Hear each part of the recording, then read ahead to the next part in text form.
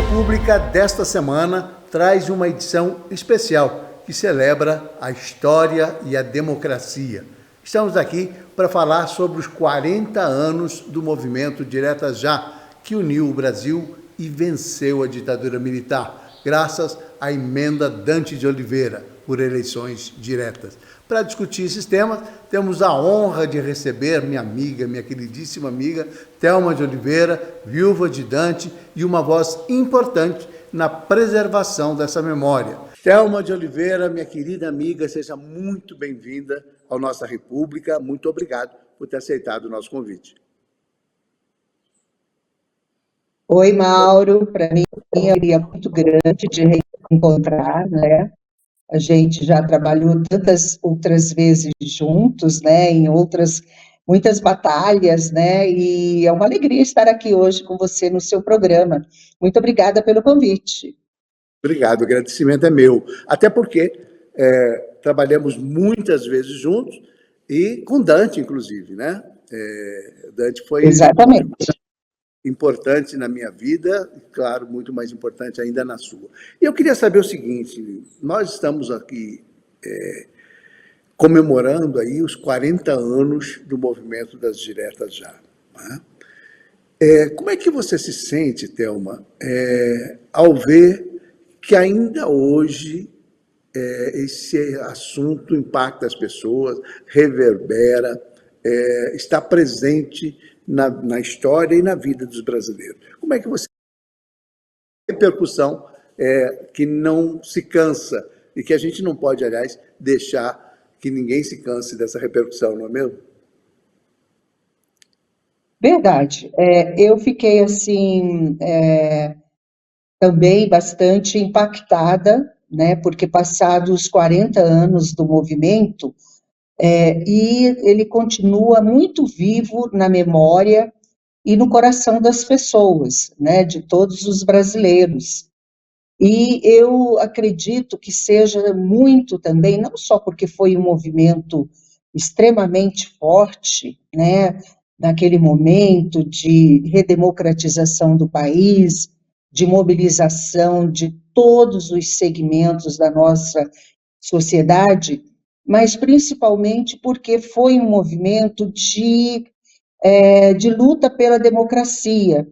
E, de certa forma, isso, neste momento em que nós estamos vivendo essa coisa, esse dualismo, direita, esquerda, não sei o quê, a democracia, que a gente sabe que não é um movimento que já está pronto, ele está sempre em construção, eu acho que isso fez com que a gente pudesse, de repente, recordar um processo, né, um movimento que nós vivemos, que foi um movimento tranquilo, foi um movimento bem maior do que os que vêm acontecendo, e sem nenhum tipo de violência.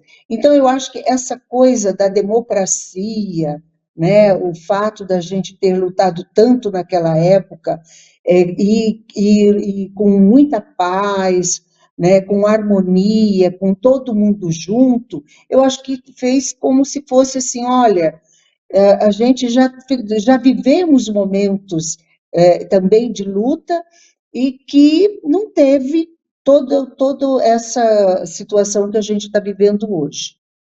E como o movimento foi extremamente rico, né, extremamente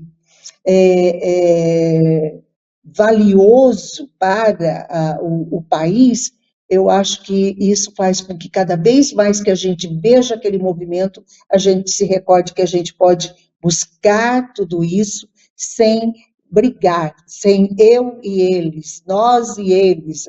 Então, eu entendo que teve muito a ver com isso. Essa lembrança sua, Thelma, é importante porque ela mostra o movimento das Diretas Já, quer dizer, a gente tem que ter consciência disso, derrubou uma ditadura. Pôs fim a um período de autoritarismo, de imposição, de falta de liberdade, de censura, etc. E fez isso com as pessoas indo para as ruas e sem derramar uma gota de sangue. Quer dizer, foi um movimento belíssimo, né? Cidadão, foi um movimento de muita luta, sim, no sentido do esforço para mudar uma realidade, mas pacífico, né? Onde prevaleceu a paz, o bom senso, e é importante essa coisa que essa comparação que você faz com esse momento de divisão, de ódio, de se fomentar a raiva, enfim. E muita gente desconhece, né, Thelma, infelizmente, ainda no Brasil, por conta desse novo momento, desse momento que aflora um extremismo antidemocrático, que as pessoas parece que não reconhecem a história, né? Não foi bem assim, quando foi exatamente assim, não é? Então, agora nós estamos vendo uma exposição lá no SESI, Arsenal, com as coisas das diretas já, da participação do Dante de Oliveira, que, na minha opinião, é um dos maiores homens da nossa história, da história brasileira e, claro, por conseguinte, da história mato-grossense. O Dante não foi só o governador, mas ele foi o deputado federal que mudou o país. Claro, não fez isso sozinho, fez com seus pares no Congresso Nacional, da época, enfim, mas a importância dele é um negócio e do movimento das diretas é algo realmente espetacular, não? Então, eu fiquei também, porque assim, durante este ano que a gente comemorou os 40 anos, foram muitas manifestações que aconteceram, né? Teve uma solenidade no Congresso Nacional, lá no Senado, que foi feita pelo senador Wellington Fagundes, que foi muito bonita, né, a homenagem que foi feita. Nós tivemos o lançamento do filme Primavera de Dante, né, os 40 anos das Diretas Já. Aí nós tivemos agora no Sesc Arsenal, que é uma programação que vai até o dia 18 de outubro, agora, e que vai, nessa situação de muita gente desconhecer a história, o SESC programou as escolas para que as crianças visitem a exposição, né, porque é importante que a nossa juventude ela esteja tomando consciência, né, de se hoje a gente tem toda essa liberdade, né, ela se deve a uma luta que aconteceu no passado. E eu vejo, assim, a grandeza do Dante é uma coisa, né, impressionante. Eu, honestamente, não é porque eu sou a esposa dele, mas era um político que ele tinha uma visão completa, não só assim do país, do Estado, do que ele desejava construir, né, mas tinha também de nós, pessoas que trabalhávamos com ele. Ele sabia estimular as nossas capacidades, as nossas potencialidades, né, e isso fez com que ele tivesse, e eu também debito a isso, muitas pessoas que a gente fala que são os seus seguidores, que são pessoas que ele ajudou a formar política profissionalmente e que continuam até hoje trabalhando em função dessas suas ideias, dos seus ideais, né? E o Dante, ele tinha esse espírito gregário, né? Ele sabia reunir as pessoas ao redor dele, estimular todo mundo para um desafio, como nós enfrentamos, né, como ele e os colegas, todos os brasileiros, com relação às diretas já, né? Como você disse, a gente estava em plena ditadura, tudo poderia acontecer, e de qualquer maneira, conseguiu-se fazer isso com muita paz. E dentro dos cargos executivos que ele ocupou, ele mobilizava todo mundo ao seu redor em função de projetos que muitas vezes a gente achava que não ia chegar a lugar nenhum e, de repente, a gente via que realmente ele estava correto. Então, eu acho que ele tinha aquele espírito inovador, criativo, né? Era um espírito assim que atraía as pessoas ao redor em função de um projeto. Era uma liderança política muito forte, que hoje talvez a gente sinta falta. Uma característica, eu posso dar esse testemunho, porque eu tive a felicidade de trabalhar com ele também, e eu sempre falo que o Dante tinha uma característica super importante. O Dante não lutou pelo Estado Democrático de Direito, pela democracia, pela liberdade. O Dante não era um democrata só de militância, no sentido de tentar fazer mudanças. O Dante era um democrata por excelência, ele praticava a democracia.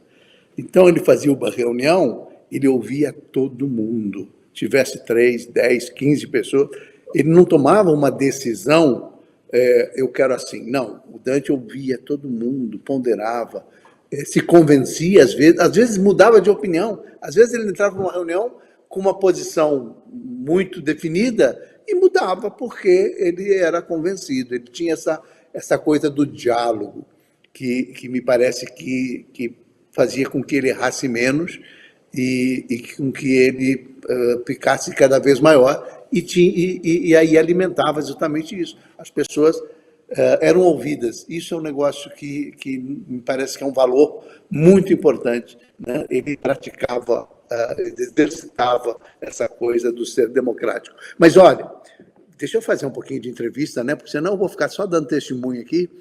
Eu queria saber o seguinte, Théo, você está com Dante desde antes das diretas, né? Quer dizer, você esteve com Dante. Como é que começou essa vida de vocês? Como é que ele era o jovem que subia nos caixotes? Enfim, nos contasse um pouquinho desse momento, dessa intimidade de vocês lá há 40 anos atrás, 40 e tantos anos atrás. Bem, quando eu conheci o Dante, ele já era deputado estadual, né?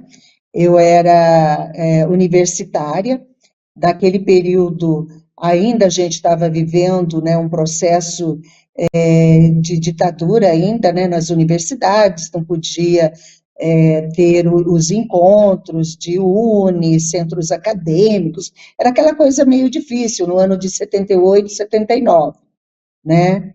E eu participava do movimento estudantil e conheci o Dante numa reunião política, né, em que ele trouxe o Ulisses Guimarães para participar lá em Rondonópolis de um evento político.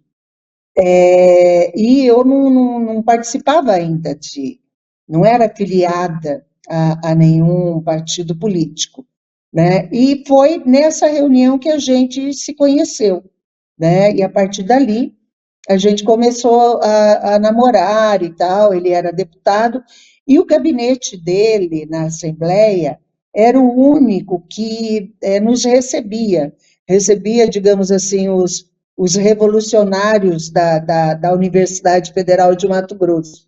Ele abria o gabinete para que a gente fizesse reunião, ele apoiava. Então, a gente tinha essa convivência, a nossa convivência começou aí, né? E eu, a partir do momento que eu me filiei, a gente começou a namorar, e aí eu comecei a crescer de um outro lado, que até então eu era uma estudante apenas, né, que não militava partidariamente, mas que gostava da política, né? E a partir daí a gente começou a namorar, juntamos as nossas forças, e eu acho que foi assim um encontro bem, bem legal, né, de duas pessoas que depois começaram a fazer projetos juntos. O que era o projeto? Lutar pela democracia, por justiça social, combater as desigualdades, né? Ele tinha uma luta muito grande pela terra na época, né? Lugares como a região do Araguaia, tinha aquelas fazendas, que eu me lembro de uma delas até hoje, que era a Suiamiçu, eu não sei se você vai se lembrar disso, mas que era uma extensão enorme de terra, sem nenhuma produtividade, e uma série de pessoas que na época não tinham sequer um pedaço de terra para construir a sua casinha. Então, eu adorei, comecei, gostei de estar trabalhando nisso, né? E tinha, assim, a gente viajava lá para aquela região, passava 15 dias viajando, numa Brasília, não tinha nem hotel naquela época. A gente dormia na casa dos outros. A cada lugar que a gente chegava, alguém arrumava um quarto, uma cama para a gente poder dormir, porque não tinha nem hotel. Nós dormimos num acampamento que hoje chama Porto Alegre, né? Era cidade, município, e que tinha uma invasão lá perto, nós dormíamos juntos com os invasores em casa de sapê, lá junto com eles, passamos a noite. Então, assim, eu cresci muito nesse processo. Então, a gente teve duas coisas, o aprofundamento do nosso amor, do nosso namoro, e o aprofundamento do nosso conhecimento político também. E isso foi o que nos deu essa unidade, essa força, para que a gente pudesse ir, como é que se diz? Realizando os outros projetos, né? Projeto de prefeitura, de deputado federal, de governo do estado, porque eu acho que quando você se une politicamente a alguém, você tem que gostar de fazer política, né? E a gente gostava. Um pequeno intervalo, Thelma, e volta já já, e eu queria fazer um paralelo, né, dessa militância pela reforma agrária que o Dante tinha. Aliás, Dante chegou a assumir o Ministério da Reforma Agrária lá no início do processo de redemocratização do país, e eu queria que você nos falasse, fizesse um paralelo, porque hoje a gente vive no estado agrícola, num estado de alta produção do agronegócio. Aliás, o Dante a meu ver, o grande propulsor, foi o grande propulsor do desenvolvimento do agro em Mato Grosso. Depois a gente vai falar um pouquinho disso. Mas, ao mesmo tempo, era o cara que queria justiça social no campo, que é tão contestada hoje, né? Existe todo um temor de invasões do MST, tem toda uma história nesse sentido. Thelma, existe uma contradição, ou existe uma situação em Mato Grosso que, de um lado, você lembrava da história de Dante, que lutava por reforma agrária, que lutava para que as pessoas pudessem ter seu pedaço de terra, lembrou a isso Yamisu, e, ao mesmo tempo, nós vivemos hoje num estado do agronegócio, o grande estado do agronegócio do Brasil, que o Dante ajudou a construir, quer dizer, cujas iniciativas como governador acabaram desembocando nesse enorme desenvolvimento, e, ao mesmo tempo, de uma população, de uma parcela grande da população muito conservadora e muito receiosa, né, dessa coisa da reforma agrária, dessa coisa das invasões de terra. Como é que você vê isso pela perspectiva daquilo que Dante pregava e defendia? Olha, quando o Dante sempre, ele, como eu te falei, ele sempre tinha uma visão que era global, né? Quando o Mato Grosso ainda não era toda essa potência que estamos agora, mas era um estado ainda muito atrasado, muito conservador, né? Que foi como eu te disse, ele tinha aquela série de fazendas que eram de poucos proprietários e que nada produziam. Então, ele sempre batalhou muito para que essa reforma agrária ela chegasse para dar oportunidade a todos. E o que aconteceu? Foi uma luta muito grande, da reforma agrária. Até hoje, eu encontro com pessoas que vêm me dizer que só tem um pedacinho de terra, porque foi através o Dante, quando ele era ministro, né, que recebeu, né, e esse foi um processo que, na época, não era uma coisa tão radical quanto nós assistimos hoje, que se tornou um pouco, a meu ver, instrumentalizado, sabe? Seja de um partido, seja de uma ideologia. Para mim, essa coisa, hoje, o diferencial é que ela ficou, essa coisa do MST, por exemplo, é uma coisa muito instrumentalizada. Na época, era muito mais, de fato, daquelas pessoas, daqueles líderes que não, junto com os seus liderados, não tinham condições de sobreviver, de ter um cantinho de terra para poder sobreviver. E o Dante, ele entendeu, né, a partir do momento que ele passou pela prefeitura, ele percebeu que, estando dentro do governo, ele ia dar um passo maior, né, para ajudar essas pessoas, né, na medida em que ele mesmo poderia realizar isso, né, de maneira, como é que eu diria, mais rápida, sabe? Mais articulada, assim, mais rapidamente, né? Digamos assim.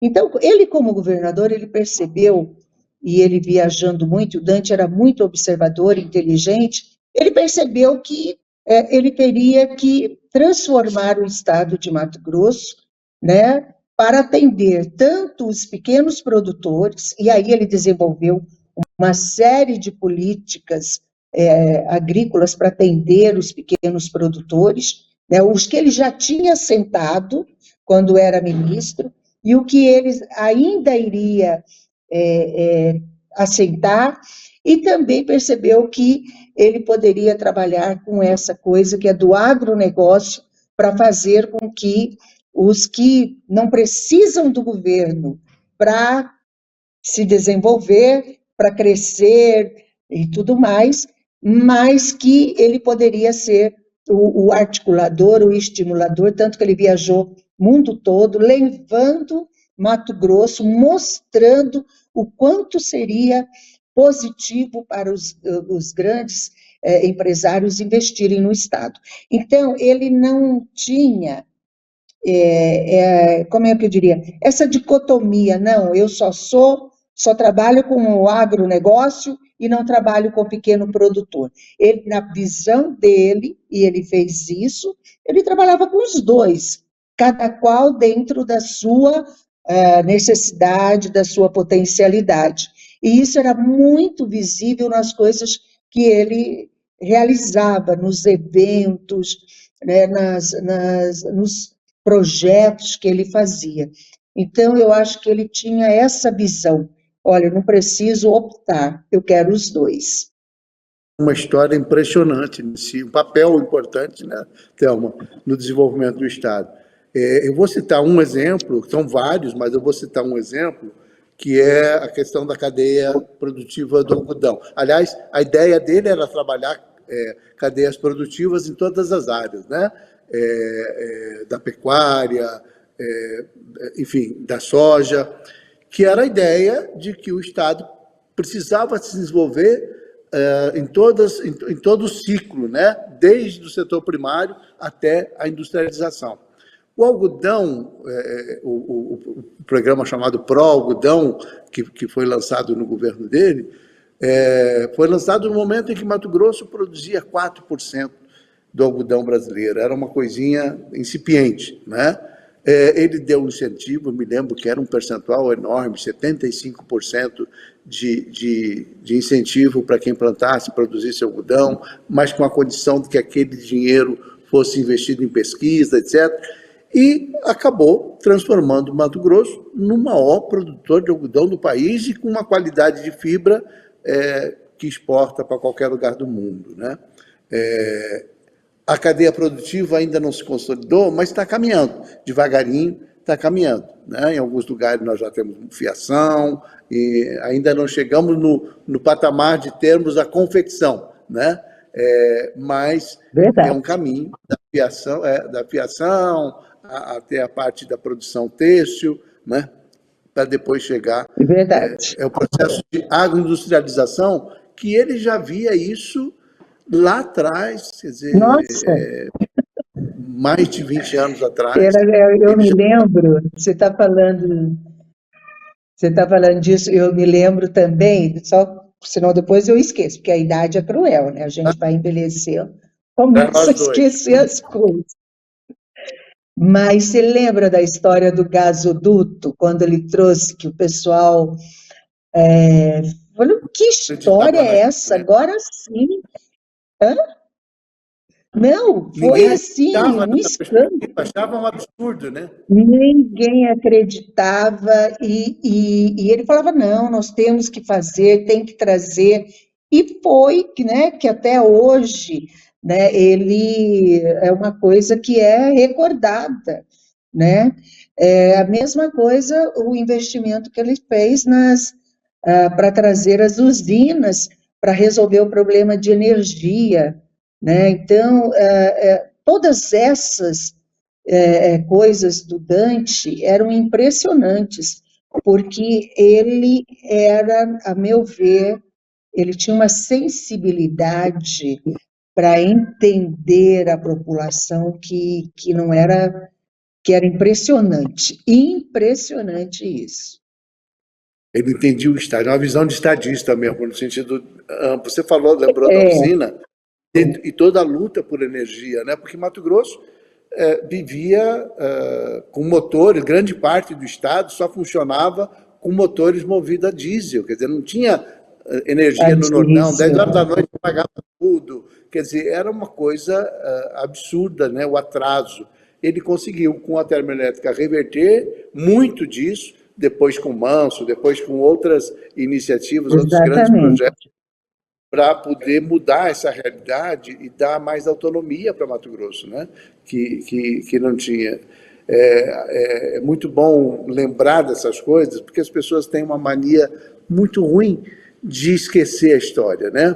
De achar que o governo começou hoje, de achar que Verdade. o mundo, né? Mas tem todo um processo, né? E eu acho que Tem, esse tem. período durante esses 2 mandatos foram fundamentais, foram importantíssimos no sentido de dar uma nova perspectiva para Mato Grosso, né?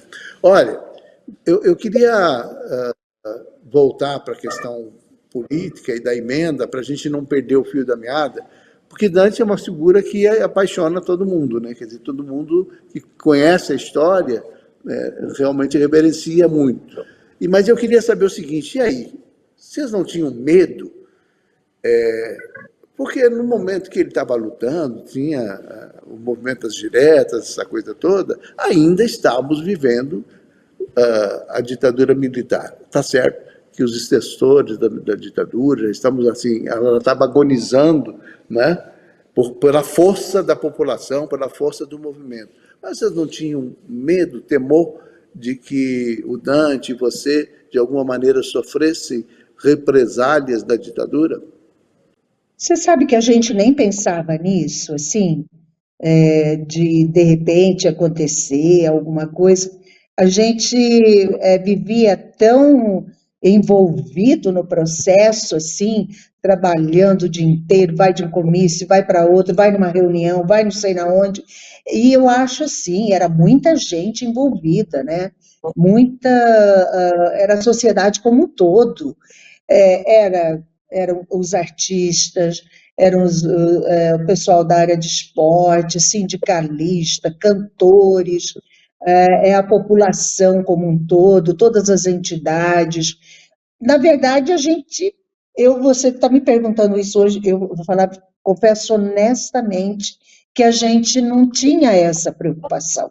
Eu acho que era porque, não sei, a gente se sentia protegido tudo isso, né? Pelo número de pessoas, pelas figuras como Ulisses, Tancredo, né? Fernando Henrique na época, era tanta gente O que próprio a Lula, gente se né? sentia, o próprio Lula também, é, assim, uma série de pessoas, né? Que então não nos passava pela cabeça, pelo menos não na minha, acredito que na dele também não, que a gente pudesse sofrer algum tipo de situação. E eu acho até porque eu penso que o próprio governo na época, né, que ainda era um governo militar, ele estava de certa forma fragilizado e dividido. Então, não ia ter um apoio, entendeu? E poderia causar uma situação gravíssima, claro. Hoje, quando eu penso, meu Deus, imagina se tivesse acontecido alguma coisa, né? Mas, graças a Deus, não teve nada. Que bom, né? Porque, na verdade, assim, a gente começa a olhar para trás, havia muita repressão, as passeatas, o movimento estudantil era muito reprimido pelas polícias militares, você tinha isso nos estados, mas essa coisa foi tomando uma dimensão tão grande que era impossível, né? Quer dizer, chegou um determinado momento que a ditadura já não podia mais usar da tortura, das prisões ilegais, das ameaças, né? Foi ficando acuada mesmo, né? Porque a sociedade inteira se Eu mobilizou. É acho, diferente hoje, que tem essa eu coisa meio acho. dividida. Naquela época, eu acho que a unidade, ela era tão forte, mas tão forte, sabe, parecia aquela coisa de todo mundo irmanado por um ideal, né? E isso fez com que a ditadura ela não tivesse esse espaço, né? Ou teria que ser muito violenta, como está sendo hoje na Venezuela, uma coisa assim de total desrespeito, né, ao desejo da população, e seria algo nessa linha, você chegar naquela época. Eu penso que se a ditadura tivesse, se os militares tivessem reagido de maneira muito agressiva, você teria provocado uma outra situação gravíssima no país, né, de Talvez total até uma. desequilíbrio. Selma, transportando toda a história do Dante para os dias de hoje, eu reputo de extrema importância essas comemorações que acontecem nesse ano, vem acontecendo tanto no Congresso quanto aqui no SESI, enfim, as pessoas, o próprio Instituto Dante de Oliveira atuando no sentido de preservar essa memória, porque nós vivemos um momento completamente diferente. E eu queria saber de você o seguinte: você ainda é do PSDB, você vem dessa história do Dante com Fernando Henrique. Na época, a esquerda falava que o PSDB era um partido de direita, liberal, neoliberal, enfim, tinha uma série de acusações nesse sentido. Mas foi esse governo, essa gestão aí do PSDB que resolveu a questão da economia, da inflação, da hiperinflação, foi esse mesmo governo que acabou mudando as bases do desenvolvimento do Brasil, enfim, que criou uma série de situações novas, né? Mas, de um tempo, depois desse governo, passou a ser taxado como um governo de direita e pela esquerda e pela direita de governo de esquerda, né? Com acusações de toda a ordem, no sentido de que é comunista e tal. Eu acho que as pessoas nunca entenderam muito bem a social-democracia, né? Inserida lá no PSDB. Mas convenhamos que o PSDB acabou indo mais para a direita do que para a esquerda, que era o que se esperava, e embora tenhamos essas acusações de que o partido é um partido de esquerda, essas acusações feitas pela direita. Como é que você se sente aí, você como dirigente, como ex-deputada pelo partido, tendo toda essa história, carregando todo esse legado do Dante de Oliveira, como é que você vê esse momento em que existe uma extrema-direita atuando no Brasil, defendendo, inclusive, a ditadura, como vinha acontecendo até poucos dias atrás, golpe de Estado, etc. Como é que você vê isso? Olha, o PSDB, depois que saiu do poder, né, quando o partido ele sai do poder, ele acaba esvaziando bastante, né, perdendo muitos quadros e tudo. Mas a essência do PSDB, que é o que consta no nosso estatuto, que é a luta pela social-democracia, ela continua, né? Nós perdemos muitos líderes importantes, né? Perdemos o Dante, perdemos o Mário Covas, depois perdemos o Bruno Covas, perdemos outros líderes, né, por este Brasil afora. Mas a essência do PSDB, ela continua.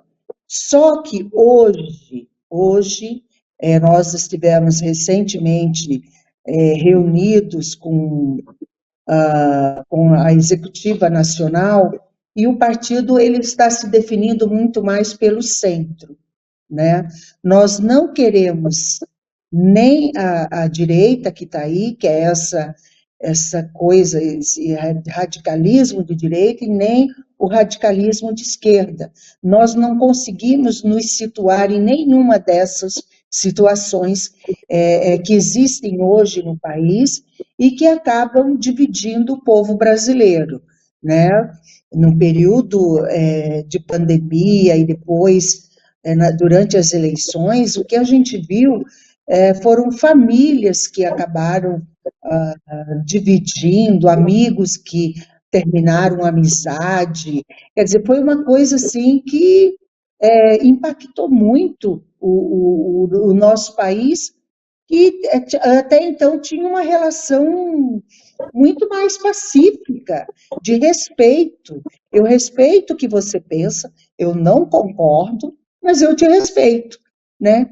E em algum momento, né, em função dessas divergências, esse respeito deixou de existir. Então, nós do PSDB, isso é sempre dito pelo nosso presidente Marconi Perillo, e eu me encaixo nisso, eu me sinto confortável nessa posição de centro, a gente não está nem à direita e nem à esquerda. E a gente vai continuar dentro da nossa linha de social-democracia, de combater as desigualdades, da justiça social, né, na busca de oportunidades para todas as pessoas, para que todas possam crescer, se desenvolver, do Estado mínimo. Essa sempre foi a nossa luta e nós vamos continuar. Thelma, nós estamos caminhando aí para a reta final do programa e eu não podia deixar de lembrar, nós vivemos momentos importantes juntos e momentos dolorosos, como foi a morte de Dante, né? Era um momento que a gente trabalhava junto, eu e ele, no projeto de eleição dele para deputado federal.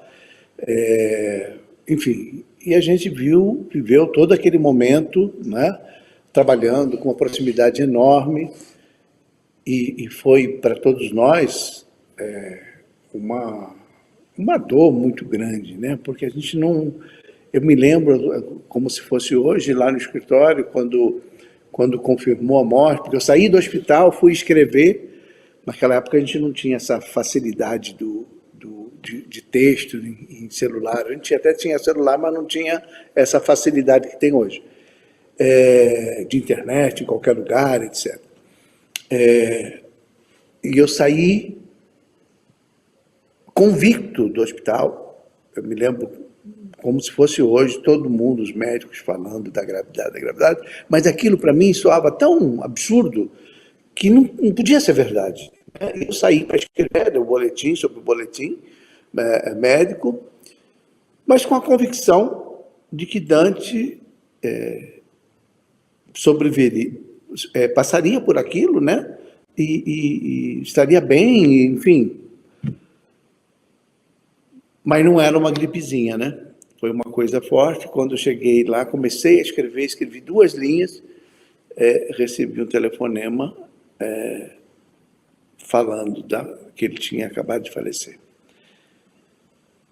E foi uma coisa, uma dor tão dilacerante. Estávamos eu, Wanda, enfim, 2 ou 3 pessoas que estavam lá no escritório, e o que a gente ouviu foi um som de muita dor de todo mundo, sabe? A coisa... Eu fico imaginando como é que foi para você. Depois a gente trabalhou junto, eu e você, na sua eleição para deputada federal. Continuamos, né, a história para não parar, e não podia parar mesmo. Como é que foi para você? Como é que você... Porque, assim, todos aqueles últimos momentos eu vivi muito próximo, né? No dia anterior, no apartamento, no dia depois que ele foi de manhã logo para o hospital, né? Porque eu saí da casa de vocês conversando com ele, ele me orientando o que ele queria numa reunião de planejamento que ocorreria no dia seguinte, no dia da morte dele. Tinha uma reunião fora, todo mundo trabalhando no projeto, né, um planejamento estratégico da campanha, etc. Enfim, ele foi para o hospital, no caminho orientado que eu devia ir na reunião, né, apesar dele não estar. Eu estive no dia anterior sentado no sofá de vocês, ele sentado, ele ruim, com muita febre, e conversamos ali uma meia hora. Ele me orientou sobre tudo que eu devia fazer no dia seguinte e levantou-se e falou assim: Mauro, eu vou deitar, porque eu não estou dando conta. Eu preciso me recolher. E foi para o quarto, eu fui embora. No dia seguinte, peguei meu carro para ir logo cedo, era 9 horas, estava previsto, recebi a ligação sua, que você estava no hospital, e você passou o telefone para ele, e ele estava bem, quer dizer, falou comigo do jeito que ele fala com todo mundo que é próximo. Ô, filho da puta, onde você está? O que está fazendo? Você já foi? Você já está lá? Né? Queria saber do negócio lá, da tal da reunião, que ele não podia estar, porque estava ruim, mas estava com a cabeça lá. E eu falei: olha, tem um caminho, né? Estou dentro do horário e tal, daqui a pouco eu chego lá e eu vou informando. Enfim, depois disso não falei mais com ele, falei com você umas 2 vezes. A primeira vez que você me ligou me alertando de que as coisas não estavam bem, e 3 horas da tarde, mais ou menos, você ligou pedindo para eu ir para o hospital, que ele tinha ido para o UTI. Acabou a reunião, claro, todo mundo, todas as pessoas que estavam lá discutindo seguiram para o hospital. Nós lotamos lá o Jardim Cuiabá com essa coisa, e você falava comigo até porque eu era o único que estava autorizado a ter o celular lá, né? Por conta da reunião, para não atrapalhar, enfim, né? Eu não perdi o contato por causa disso. Enfim, e aí aconteceu tudo isso. E eu lembro, depois, no velório, de uma outra situação, Thelma, que me comoveu muito, enfim, no saguão da Assembleia, muita gente fazendo aquela fila imensa para se despedir dele, né? Você completamente, enfim, com aquela dor que eu só consigo imaginar, né? E a gente também, eu me mantendo muito firme naquele momento. E aconteceu uma coisa importante: uma senhorinha tentava se aproximar do corpo de Dante, mas tinha lá uma barreira de cordas e tal, que é o normal, né? Um certo isolamento. E você olhou para aquela senhora, viu aquele desejo dela de se aproximar, e você foi lá, tirou a corda, fez com que ela entrasse, ela se despediu,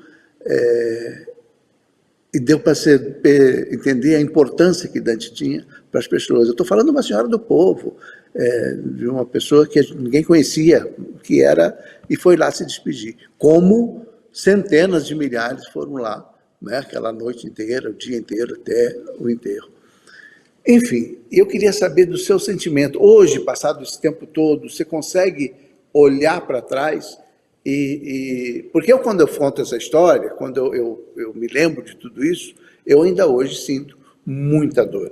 Eu me sinto, tenho aquele sentimento de perda que não tem muita explicação, porque era um grande amigo, né? Mais do que alguém que eu assessorava, era um amigo, né? A gente viveu tantas coisas juntos, de sentar, de ter longas conversas, enfim, Dante me ensinou muito e da minha parte, eu pude ajudá-lo em alguns momentos.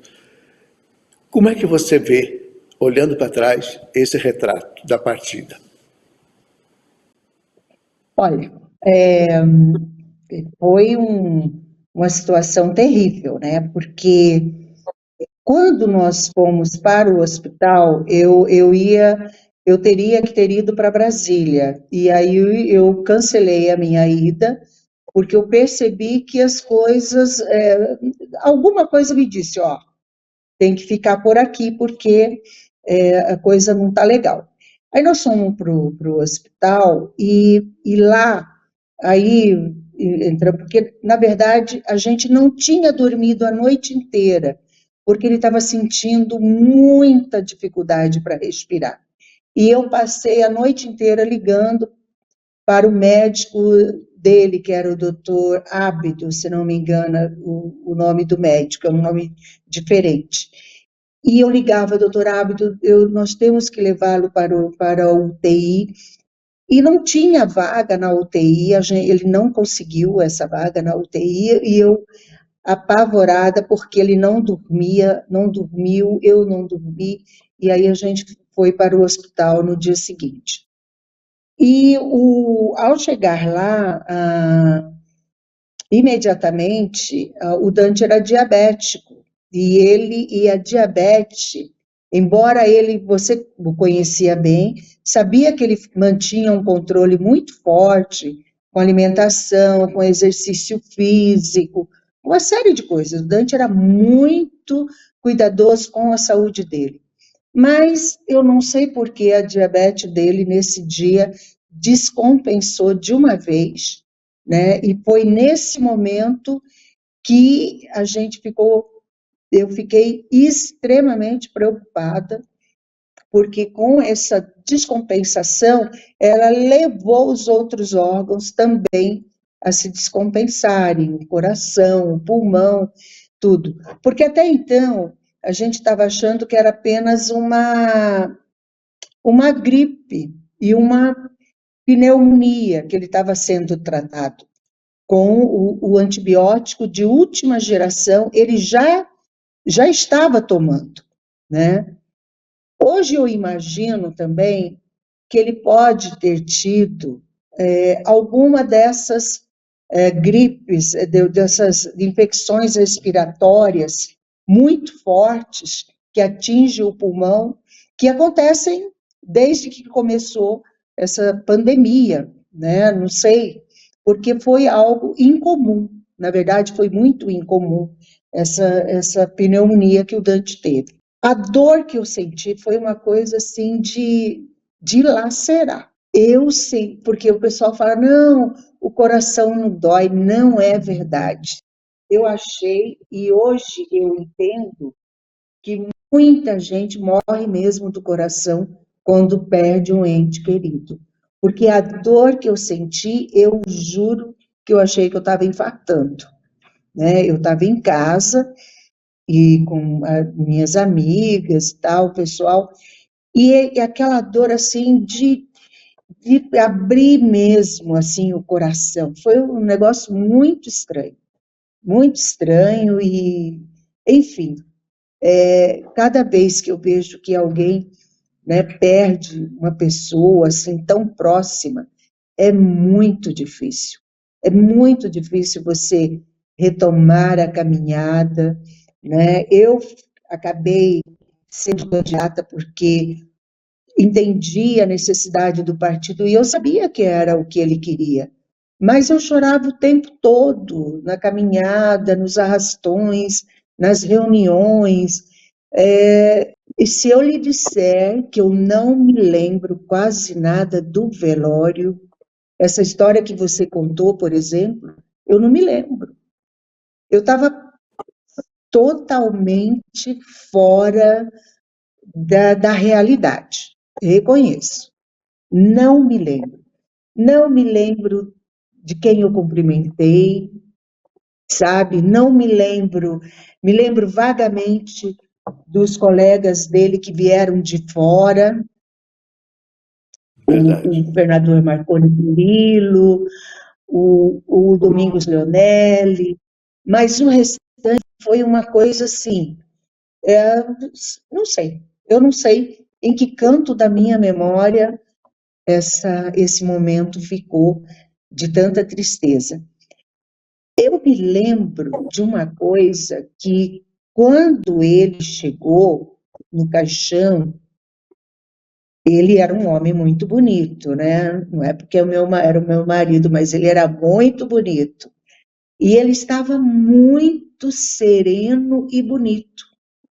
Sabe aquela afeição de tranquilidade, não tinha nenhum sofrimento, nada. Aí eu me emociono até hoje.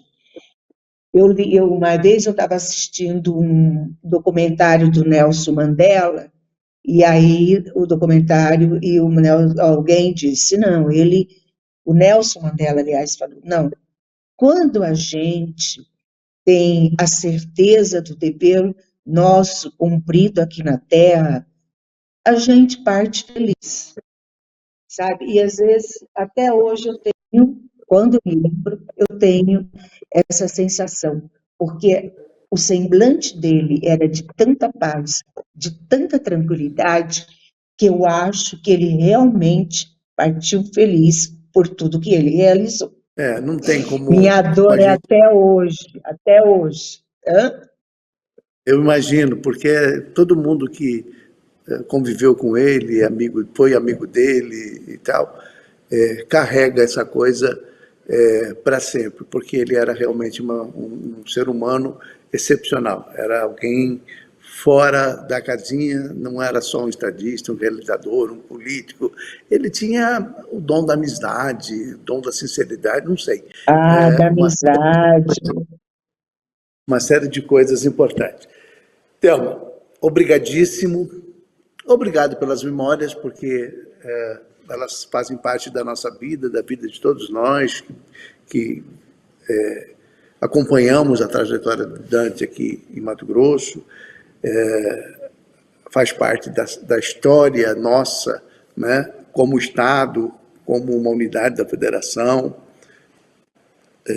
e da história do Brasil, claro, uma história importante, né, da luta pela democracia, liberdade, por esses valores que são tão importantes e que por vezes a gente vê ameaçados aí por extremismos que não condizem com o povo brasileiro, né? Com a história do povo É brasileiro. verdade. Então, obrigado pelo seu carinho, por ter aceitado participar desse programa, e a gente volta na próxima semana. Se você quiser fazer uma falinha de encerramento, embora o programa já tenha extrapolado o tempo, mas a gente vai dar um jeito de veiculá-lo na íntegra. Mas se você quiser um minutinho aí para suas considerações. Eu quero agradecer mais essa oportunidade, dessas recordações, né, que você está trazendo, e eu acho honestamente que foi a primeira vez que eu falei de um momento que foi muito particularmente meu, sabe, da minha dor, do meu sofrimento, de como eu tento levar essa caminhada, e dizer, por último, que tudo que eu sou hoje, politicamente, pessoalmente, eu devo ao Dante. Ele foi meu grande professor, meu grande mestre, está no meu coração até hoje. Obrigada, Muito querido. obrigado. Até a próxima semana. Conto com a sua audiência. Um grande abraço.